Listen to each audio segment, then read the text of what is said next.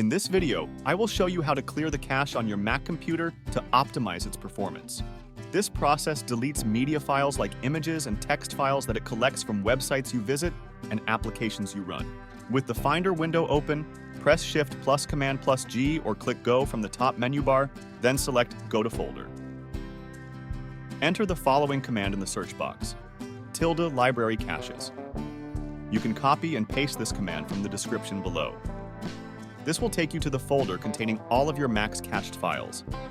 Now, select all the folders by pressing Command plus A or click Edit from the top menu bar, then choose Select All.